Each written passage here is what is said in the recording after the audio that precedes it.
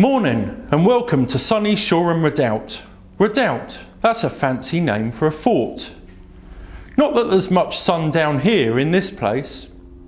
My name's William and I'm not even supposed to be here, being in the infantry and all. See, but I'm not allowed to work the guns up the top. That's reserved for the high and mighty Sussex Artillery Volunteer boys. They look like policemen with their rifles and blue uniforms, but they do shoot those big guns well on practice days. I don't fancy the chances of any French ships coming over to Shoreham Harbour past us, and if any of those French Marines do get into this ditch, they'll get a round from my trusty rifle or the sharp end of my bayonet.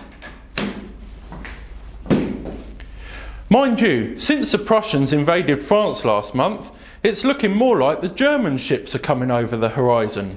Amazing, all that worry about the French and Napoleon III, and the Prussians have beat them in just a few weeks. They say that they'll be at the gates of Paris by the end of the year. It's dark in here like a church's crypt, not helped by this great lump of a cannon behind me. Still, it's good to keep out of Sergeant Major Ross's way though. He's not a bad old boy, but he's dead keen on them drills. You know, drills, practicing our drills. Like, attention! Present arms! Stand at ease! I have to say, it's a clever old design, this fort. There's 6 guns up the top and cannon shells enough in the stores to keep them firing all day long. There's a comfy barrack block at the back. That's where the artillery boys sleep and eat.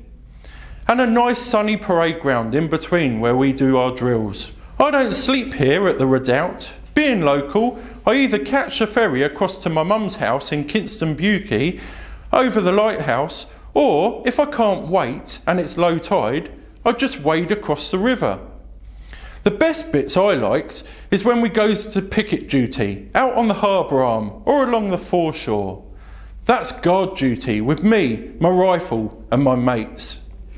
Up on the harbour arm, you can stand in the sunshine, watching those great barges and brigs bring coal in from Newcastle and Kent. Some of the coal's for cooking and heating in houses like my mum's, but most of it goes through the lock and up to the great town gasworks up at Portslade. Belches out great clouds of smoke, does the gaswork, and it pongs something horrible. The Portslade pong they call it. Gas is good though. They send it in pipes to light the street lamps in Brighton and Hove and alike. Some posh houses even have lamps inside the cooking stoves that work on it. Oops, talking about cooking, I'm off. That's the mess call on the bugle. Time for dinner. The old boy on the bugle, that's Martin Leonard Lanfried.